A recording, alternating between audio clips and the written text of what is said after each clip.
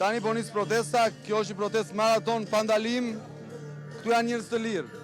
Edhe një njeri të jetë i lirë është shumë. Në një republikë të marrë peng, të kapur, të shtrënguar, të dhunuar, të vjedhur, të masakruar, këtu ka njerëz të lirë, qindra, mira, po bëhen, po shtohen, është një protest rezistencë pa ndalim, është një protest e njerëzve të lirë. Kolegja Albaxhani, që e kam tani drejt për drejt, më pyeti pak më parë, sa do vazhdoj qëndresa juaj dhe nga se varet qëndresa juaj?